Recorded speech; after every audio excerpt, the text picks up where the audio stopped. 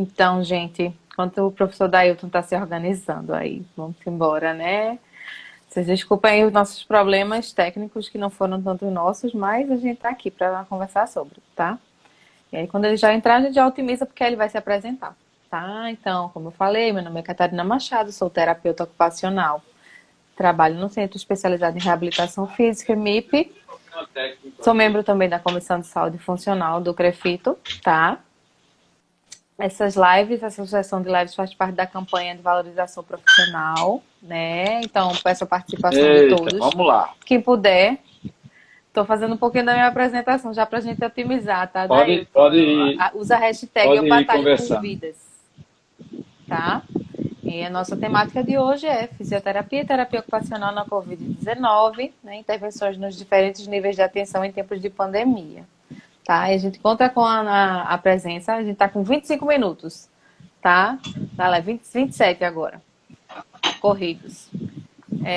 Passaram-se 27 minutos. E aí a gente tá agora, então foi difícil a gente conseguir, mas tá tudo certo, a gente tá aqui. Eu vou deixar ele se apresentar para vocês, né? Professor Dailton, da Lacerda, da Paraíba.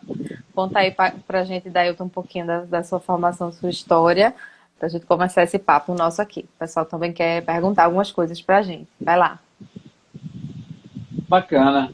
Inicialmente eu quero agradecer. Primeiro, a gente tem que pedir desculpas, mas não é nem pelo CREFITO, nem por a gente. Nós estávamos aqui, tudo, né, todo mundo disponível. Na realidade, Isso. são coisas das tecnologias. A primeira vez que aconteceu, essa é a quarta live que eu participo, mas está havendo muitas Justamente. lives, eu entendo que é isso.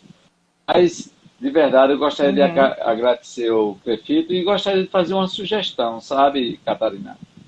A comissão aí do CREFITO, para que a gente pudesse ter uma oportunidade de, né, eu tinha desenhado algumas gerais, né? Primeiro, a questão da me apresentar, eu vou fazer, mas eu estou falando da intenção porque a gente também, se cair, eu conheço isso, porque a gente participou de algumas lives, aí já era planejado, quando ia chegando próximo, Uhum. pessoal, Você vamos tomar uma falou. água aí, enfim, sim, eu vou falar primeiro quem eu sou. Sou Dailton Lacerda, sou fisioterapeuta de formação, e também tenho uma formação da saúde coletiva, né? Tenho um doutorado em saúde coletiva, em ciências da saúde, com a área de influência em saúde coletiva, mestrado em doenças tropicais e sou professor há 35 anos. E eu estou muito feliz de estar aqui, apesar de toda essa dificuldade, para falar de um tema que eu acho que ele vai 20 minutos não daria, obviamente. Então, eu já vou pedindo minhas Uhum. desculpas. Acho que a gente fazer alguns recortes, né? Primeiro, falar desse conteúdo, uma geração, inclusive a minha, que tenho idade para ser pai, eu acho, da maioria da segurizada que está aparecendo por aí, e da nossa anfitriã também, é, dizer que esse momento vai marcar, não é a fisioterapia nos só, vai marcar o planeta inteiro, vai marcar os trabalhadores de saúde, vai marcar a sociedade planetária, como já está marcando. E eu acho que nos recortes, particularmente no nosso país, a gente está tristemente vivendo uma situação muito ruim, né? E, de verdade, a gente poderia estar aqui em julho, havia uma previsão de termos de chegar a 40 mil, haver com as medidas que vinham sendo tomadas ainda na gestão Mandetta, haveria uma possibilidade concreta, se uma série de medidas tivessem sido seguidas. Né? Não havia uma garantia muito grande, mas a gente está vendo agora que deu tudo errado, né? Deu tudo errado no encaminhamento central, a partir do governo federal, e é um país muito grande, então em cada estado, em cada região, essa pandemia ela vai se comportar, em alguns locais ela está chegando, em outros a curva está em decréscimo. Havia uma perspectiva de chegarmos a 40 mil no final de junho para início de julho, e nós estamos já aí, e no mês de julho, partindo daqui a pouquinho para casa dos 100 mil mortos. Então eu queria iniciar me solidarizando com cada vida que foi perdida, porque cada vida é muito importante para nós. Num país tão desigual como esse também, a pandemia ela se apresenta de forma desigual. Dentro de um quadrilátero, se a gente imaginar, em que há os espaços que afetam a nossa saúde, e aí era esses os recortes que eu ia fazer. Nós temos a assistência, que é o que de imediato chama mais atenção, né? Independente do nível de atenção. E apesar de que a mídia maior, ela coloca no início em evidência a alta complexidade, e particularmente o profissional. No início se falava do médico, né? O médico. Quando os trabalhadores, todos que estão nesse nível de atenção, de verdade, são todos muito importantes, né? Inclusive aqueles que dão suporte às salas de UTI da vida. E como nesse país essa desigualdade, ela deixa invisível sujeitos, esses sujeitos não eram enxergados. Depois passou-se a falar nos outros profissionais, né? São todos intensivistas, e só se falava, né, da pandemia na alta complexidade, quando na realidade a pandemia ela não escolhe o nível de atenção. Esse é o primeiro mito que precisa ser desfeito, né? Aliás, se nós estivéssemos aí, eu acho que entra um pouco do eixo formação. Na nossa formação, o perfil do trabalhador de saúde que compreendesse o nosso sistema, compreendesse os eventos, independente da opção que ele vai fazer, né, de que nível ele vai atuar, as coisas estariam sendo mais do nosso lugar, né, de um dos nossos críticos, que é a formação. O outro é que nós formamos de forma disforme, distópica, para a realidade, né? Então, as realidades desse país são muito desiguais. No nosso espaço da formação também há essa desigualdade. A maioria dos sujeitos que conseguem cursar um curso de nível superior, eles também, de verdade, se alienam em relação ao que vão fazer depois.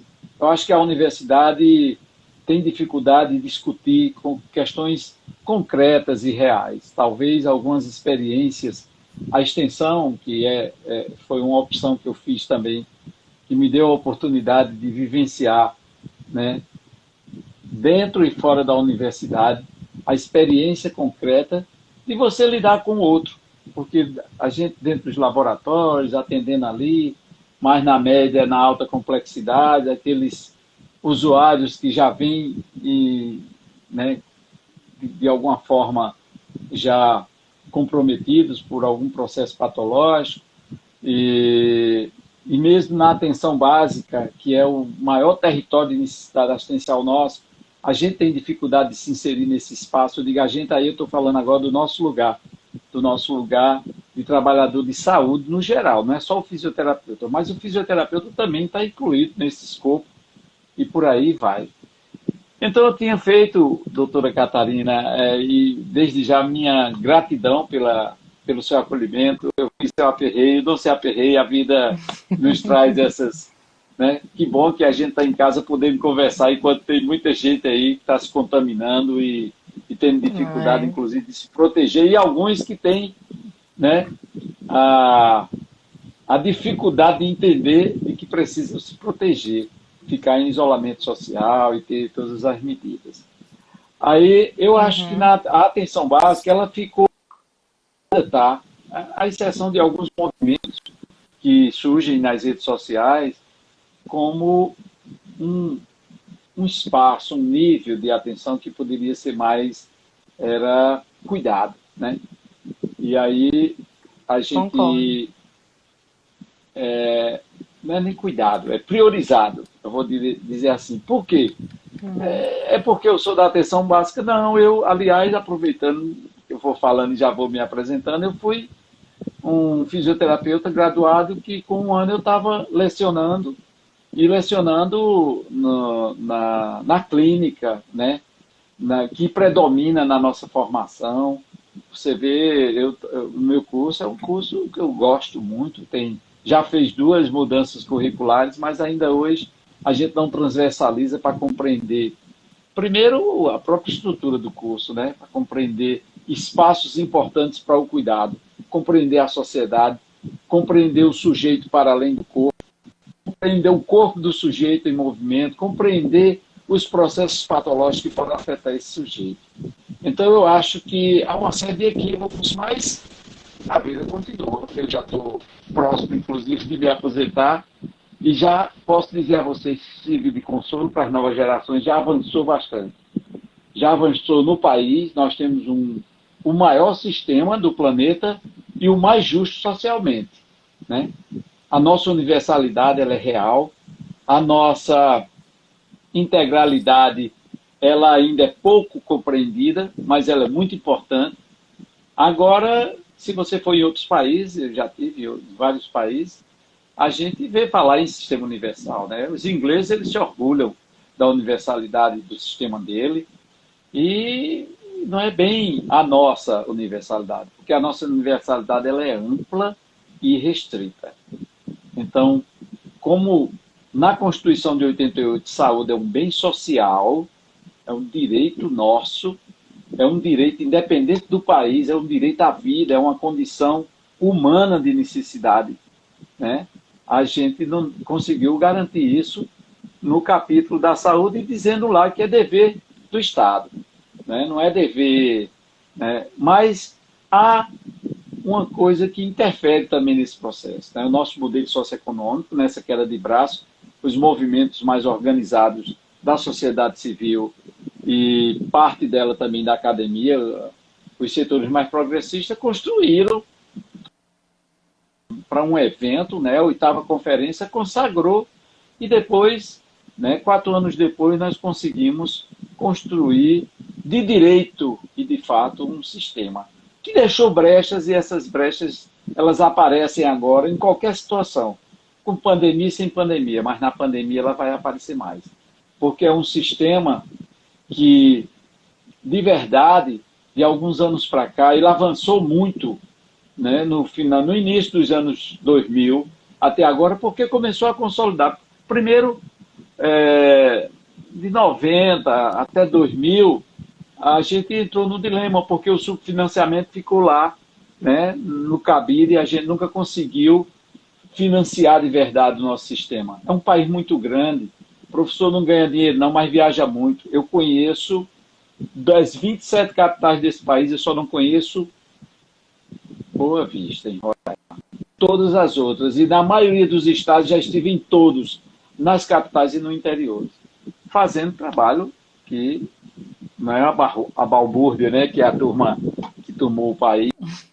A gente está trabalhando, levando estudantes para eventos, conhecendo e desenvolvendo ações contribuindo do nosso lugar para a formação. Também eu fui um trabalhador de saúde. Num período da minha vida, eu fui redistribuído para a região norte, para a Amazônia, onde eu fiz meu mestrado em doenças tropicais, que é praticamente outro país, e aí eu vi, né, a cara de perto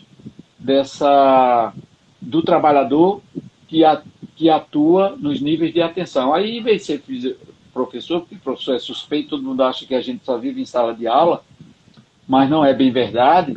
A gente vive tentando sensibilizar aqueles que pretendem ser trabalhadores de saúde a entender esse saúde, a atender o sistema, porque não adianta. A gente fica aqui ouvindo barbaridades. Trabalhador de saúde, como boa parte da classe médica, replicando fake news,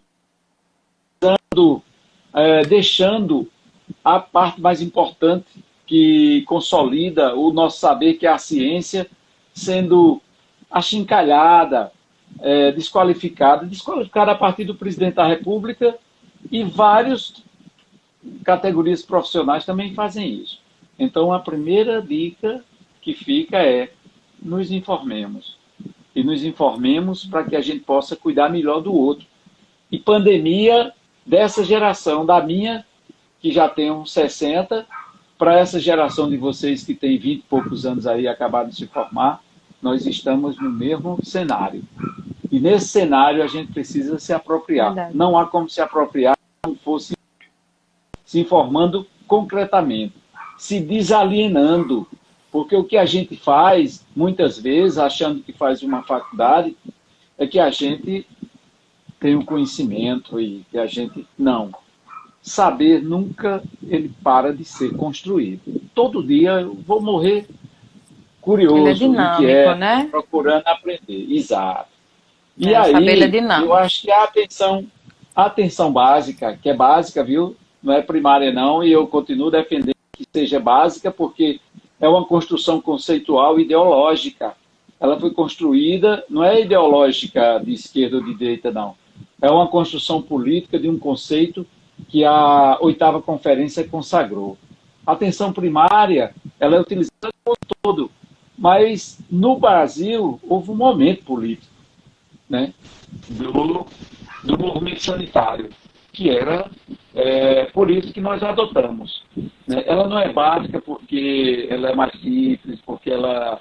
Né, e ela é importante porque a atenção primária é um termo que pode, na época que sempre foi utilizado antes de ser consagrado aqui na nossa proposta do movimento da reforma sanitária, ela é um termo que era assim, quando não tem nada, dá uma cesta aí para uma cesta de serviços primários. Por isso que a atenção básica tem essa diferença. Esse conceito, para mim, hoje está cada vez mais claro. Então, mudou-se de novo. A gente entra em crise, entra num debate que não sei se resolve. O Brasil se perde muito em debates por conceitos e tal. Mas o fato é que a atenção básica de saúde é o maior espaço de necessidade assistencial e é onde o fisioterapeuta, o terapeuta ocupacional, que são as duas categorias que o nosso conselho está convidando, e eu quero aqui abrir um parênteses rápido para louvar essa conselho, está no caminho correto. Eu acho que é construir espaços de debate que vão ajudar a todos nós pensarmos. E aí, eu acho que o que é que a gente poderia fazer, né? E o que é que a gente pode fazer, inclusive de casa. Aqui onde eu estou, ali atrás tem um chapéu de couro pendurado, é umas coisas minhas que eram...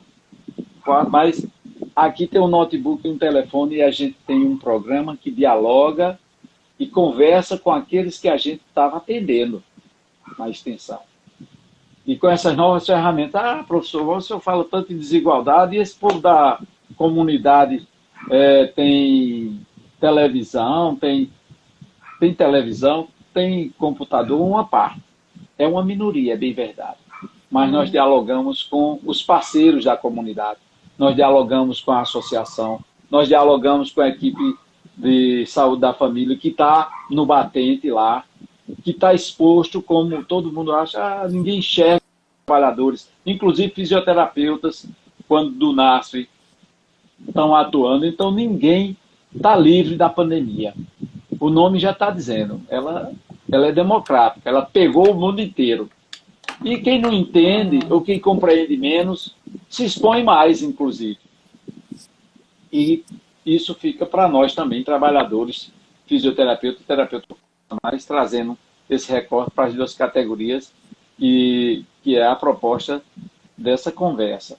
Portanto, eu acho que existem tecnologias, existem modos, existem estratégias que nós podemos trabalhar nessa pandemia. Nesse momento, vai depender da cidade, né? Aqui em João Pessoa, e essa não foi só em João Pessoa, no país inteiro, a pressão, nas cidades principalmente mais desenvolvidas, a pressão do setor econômico, ele vai empurrar. Em Campina Grande teve cenas hilárias, tristes, para não dizer que foram cômicas, são tristes mesmo. Empresários botando trabalhadores para se ajoelhar na frente da loja e rezando, pedindo aos céus que acabasse logo e que abrisse esse comércio. Então, assim, essa conjunção de fatores nos leva a assumir uma responsabilidade ainda maior. A nós, trabalhadores de saúde, em particular, as duas categorias que a gente está tentando discutir aqui. Eu sei que tem gente aí, eu já vi, que não só da fisioterapia, da terapia ocupacional. Por isso que eu estou fazendo também Uhum. uma ressalva de que cada trabalhador É vai lá muito fazer o que importante você aprendeu a fazer, né? contextualizar bem. O É, médico, o dentista. Agora, na atenção básica, cada um vai continuar fazendo o que a sua competência técnica permite. Mas é muito importante sim. que a gente possa desenvolver coisas que não são muito valorizadas na nossa formação. Por exemplo, a interprofissionalidade. Se fala muito. Aliás, na Uhum. universidade, eu já posso dizer da minha idade e da minha estrada de 35 anos de docência, que a universidade mente muito, viu, para vocês, mas não é cria fake, não. É porque ela idealiza, não é uma mentira que nega a ciência, não, é idealizar. A gente fala em interprofissionalidade quando, pelo menos na estrutura do meu, não sei no de vocês, como é que está aí, e o nosso curso é um dos cursos respeitados nesse país, graças a Deus, e a gente vê muito se falar em profissionalidade, interdisciplinaridade, em dialogar com o outro, e é o que é muito pouco dentro da universidade. Porque a própria estrutura, essa É estrutura importante, né, matricial, Dailton? com certeza, essa A estrutura gente matricial identificar se isso realmente ocorre, né? Por conta de tudo isso que você está é trazendo, essa questão da estruturação de como as coisas acontecem.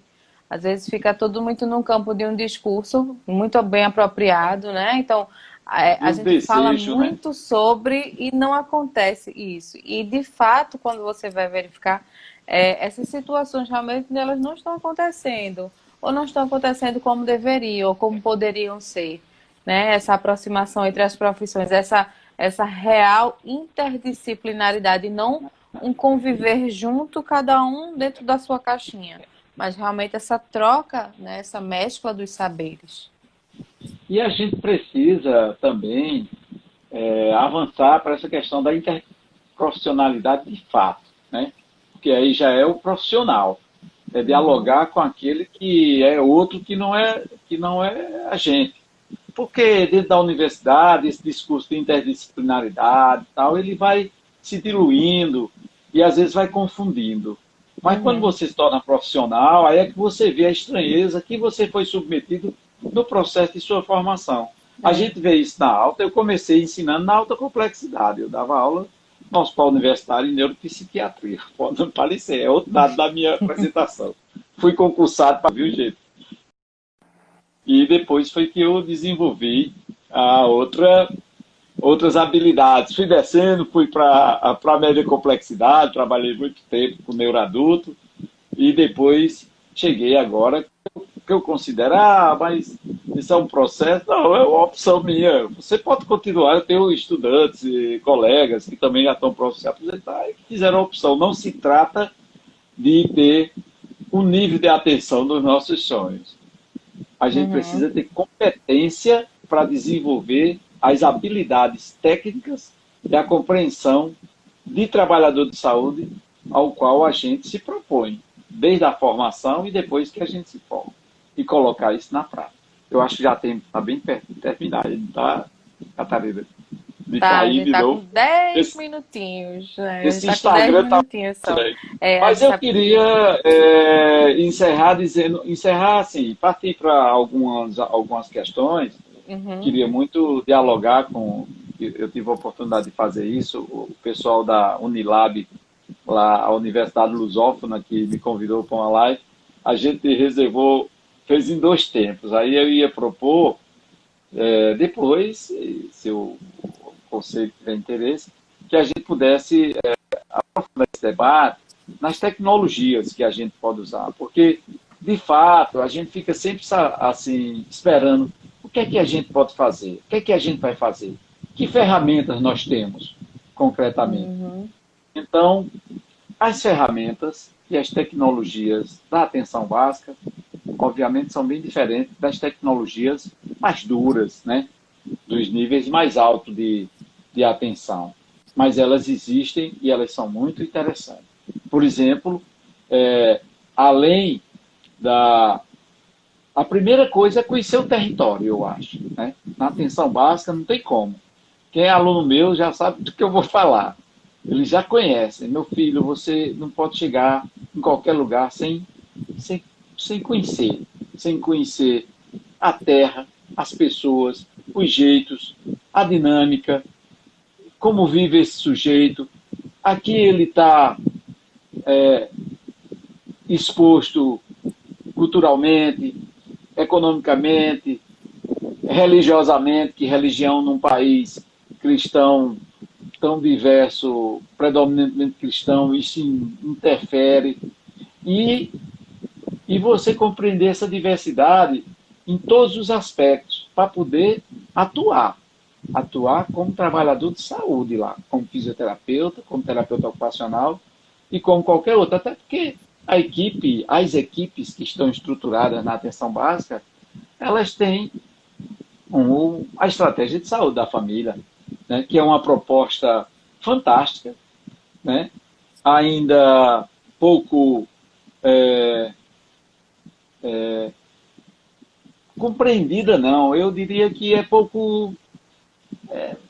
essa estratégia funciona de forma muito precária ainda. Porque nós trazemos para a estratégia de saúde da família, de verdade, aí eu estou falando do conjunto de trabalhadores. E aí entra também os outros trabalhadores que não é da equipe mínima, inclusive nós, nos NASF, da vida. Mas cada trabalhador, além de chegar lá sem jeito, aquele jogador... e aí, ó, eu sempre uso figuras de linguagem, né? No sertão, no local, na periferia, quando o cara é muito ruim de jogar bola, ele é o mais enfeitado e às vezes é o dono da bola. É assim que funciona. Na estratégia de saúde da família, quando a gente chega num campo que não é o nosso, que a gente não conhece, a gente é simplesmente um estranho lá. Então a gente precisa levar um tempo, né? Eu não sei de que forma, isso pode ser que eu esteja falando uma bobagem, mas eu não imagino, porque eu já tive nesses 35 a oportunidade de atuar em mais de 15 anos só na estratégia de saúde da família e vejo a dificuldade. E vejo a dificuldade desse trabalhador, né? Não conhece o território, que termina se socando novamente nos seus consultórios. Termina que as visitas ficam ali sendo uma obrigação, o caba já sai meio sem jeito para ir para a comunidade. Esse sujeito, para criar um vínculo, quando ele não é daquela classe social, quando ele não compreende que dialogar é cuidar de saúde, quando ele não compreende que ir para uma reunião, como a gente saía aqui com os alunos na quarta-feira, eu dizia, meu filho, vocês vão aprender o que é controle social. Entre nessa Kombi aqui, a gente tem uma Kombi que eles conhecem, chamada Coração de Mamãe. É uma Kombi que foi colocada à nossa disposição no programa. Vamos, quarta-feira à noite, lá para o Grotão, assistir uma reunião do Conselho Comunitário de Saúde. Aí sim, você vai ver os sujeitos que moram lá discutindo os problemas que são de lá. E a gente tem que aprender com eles. E a gente tem que entender as angústias desse sujeito, que a política pública, para chegar lá no capilar mais fino, é complicado, é complexo. Se você não tiver uma estrutura, né, uma clareza do que você pode fazer. Então, assim, eu digo aos meus alunos, você quer aprender muita coisa, saia de dentro da universidade. Quanto mais cedo você sair, melhor. Saia no primeiro período. Meu projeto, esse aqui, o Mais Saúde na Comunidade, aceita aluno do 0 período. Se o cara tiver com a matrícula, quiser sair com a gente, ele vai sair. E ele vai sair para conhecer um território, ele vai sair para conhecer uma estratégia de saúde da família, uma unidade de saúde da família. Você falou muito do projeto, eu fiquei muito curiosa. Não sou nem o primeiro período, o que é que esse menino vai fazer na comunidade? Ele vai fazer o que a universidade não faz com ele. Que é botar, o que a universidade faz, a maioria predominante, é botar para decorar textos, disciplinas, livros, né? E muito pouco, né? Porque nessa estrutura curricular que nós temos, muito pouco coloca o sujeito para problematizar, para vivenciar e para se fundamentar teoricamente. Eu imagino que é assim que a universidade deveria preparar. Então, a gente tem uma série de ferramentas, para além da a territorialização, a estratégia. Aí nós temos outras que precisam ser, essas tecnologias, a gente vai perdendo durante a formação. Né? Eu digo aos meus alunos, por isso que eu digo, saia dentro da universidade, senão você vai ficar branco, frio e mudo como essa parede daqui. Essa parede não conversa com ninguém. Nós vemos profissionais pintados de branco com os seus jalecos, que assustam, e às vezes não assusta por nada não, porque não sabe acolher, não sabe dialogar, não sabe ouvir, e o diálogo. E isso eu não estou inventando não, está dentro de uma política pública, a política nacional de humanização, que é cuidar do outro com carinho, com amor, é você escutar o outro, é você, mesmo não sendo da mesma classe social dele, da mesma religião, da mesma orientação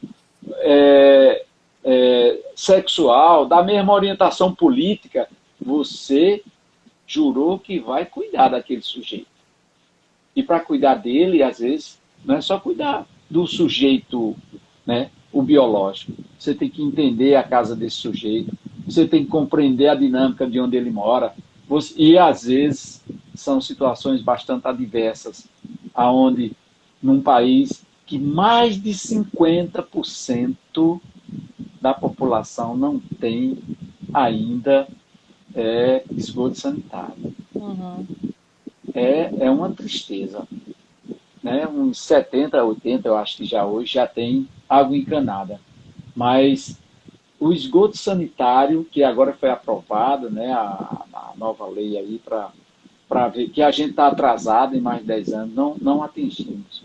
Isso é a cara da nossa iniquidade. As iniquidades de saúde passam por aí, pela iniquidade, Verdade. a falta de equidade, a falta de acesso. Aí querem que as pessoas lavem as mãos, não tem nem água encanada em boa parte de... Então, a população, ela reage para sobreviver, como qualquer ser vivo. Ela vai lá, ela inventa uma forma, como as periferias desse país estão dando exemplo ao próprio... Primeiro porque a gente está sem gestão de saúde, né? Não há uma política, e vai ser uma tragédia muito pior do que nós já estamos vivendo. Então, na periferia das grandes cidades, do Rio e tal, a própria população está se organizando. Né? A rede de solidariedade, o nosso país é um país muito solidário, ele está funcionando, mas as pessoas não conseguem chegar. A gente não vai ter vacina, que nem tão cedo, a gente não está testando, a gente está no escuro, a gente está, como diria uma ex-aluna minha, a gente está com um barco à deriva, literalmente, com o leme quebrado, a gente não sabe para onde vai, num país do tamanho desse nosso. Então eu acho que é nessa hora que a gente deveria, a gente que está em casa, eu, por exemplo, eu estou em isolamento social, eu estou de boa. Agora eu conheço uma casa lá no Beco da Baiuca, ali na comunidade São Rafael, que eu estou apontando para o final daquela parede que você está vendo, e a outra termina aqui, exatamente aqui. E as pessoas, moram 8 pessoas dentro de um espaço desse. Complicadíssimo. Então, daí, a gente não vai para lá... O Instagram está me avisando. O papo Beleza. Tá muito bom. Com um coração desse tamanho, que a gente está com menos de 1 minuto, tá 40 segundos. Eu queria só dar uma fechada, te agradecer imensamente. Tá, assim, só deu um gostinho, tá todo mundo querendo saber mais e que continue